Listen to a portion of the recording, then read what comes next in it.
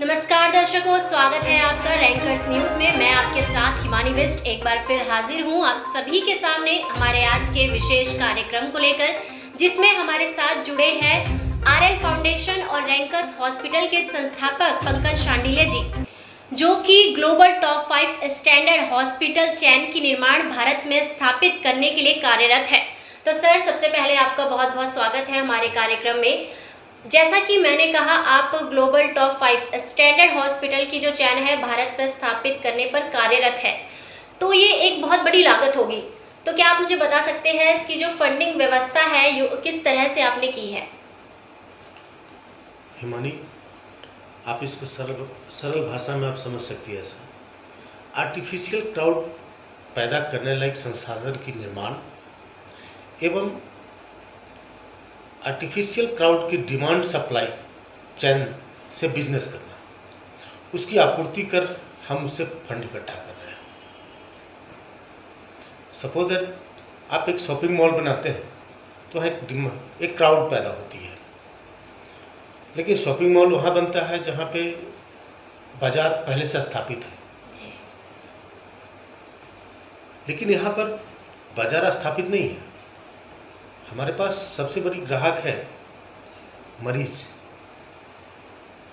और दूसरा ग्राहक है हर साल नीड ड्रॉपर, जो सरकारी सीट की कमी के कारण ड्रॉप करते हैं।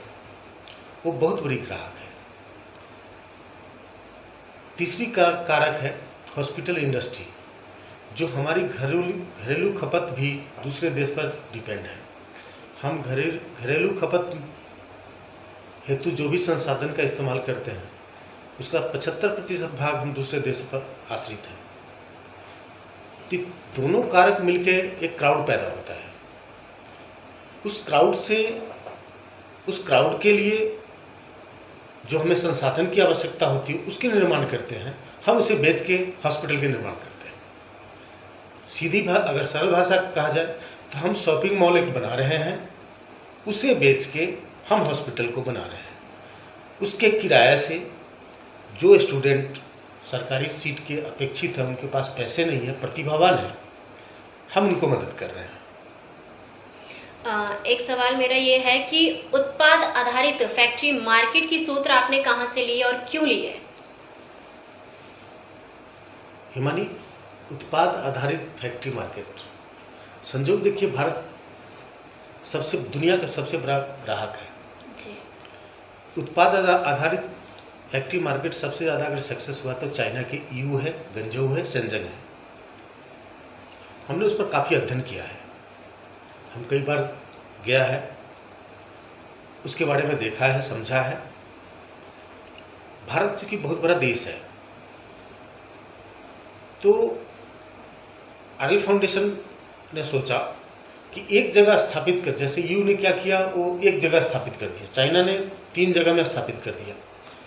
पहले चाइना इलेक्ट्रिकल के रूप में शेंजन को माना जाता था, बायो इंजीनियरिंग के रूप में गंजऊ को माना जाता था। अभी वर्तमान में एक शहर यू है।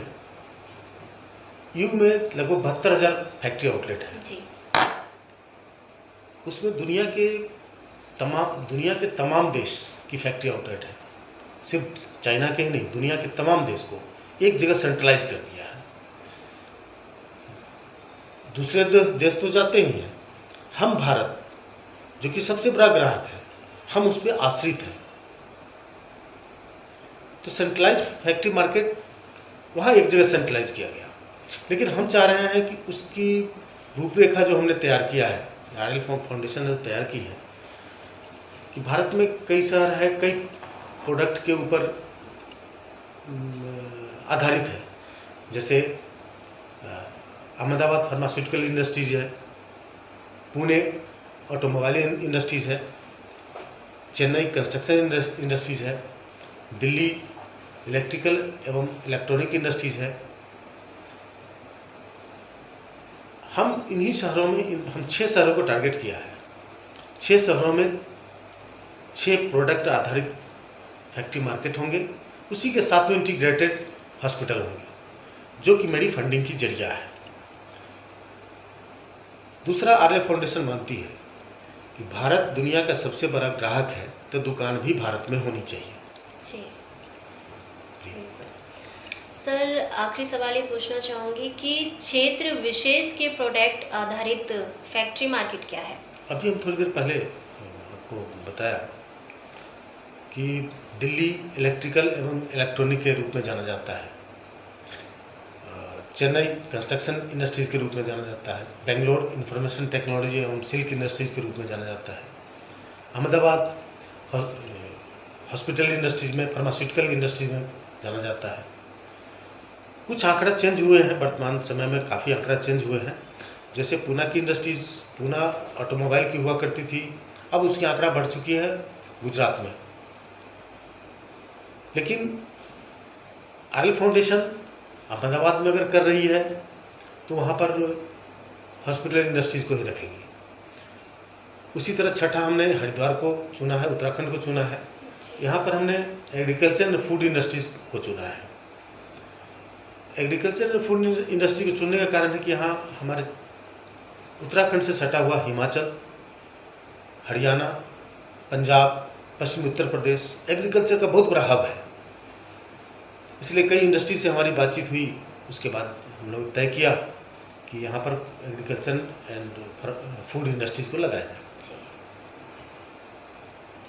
और कोई ऐसे क्षेत्र आपने योजनाएं अभी तैयार की होगी, ऐसे कौन कौन से क्षेत्र हैं जहाँ पर स्थापित किया जाएगा? नहीं, अभी हम 6 पे ही काम करना है जी। हम 6 ही हमने टारगेट किया अभी जी। जो क्रिटिकल केयर यूनिट होंगे और प्रोडक्ट बेस्ड फैक्ट्री मार्केट होंगे। जी, बहुत बहुत धन्यवाद।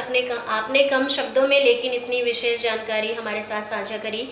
तो दर्शकों, आज का कार्यक्रम फिलहाल इतना ही था, और जैसा कि पंकज शांडिली जी ने हमें विशेष जानकारियाँ दी है जो कि हमारे लिए बहुत ज़रूरी होती है, कहीं ना कहीं हमारे ये काम आती है।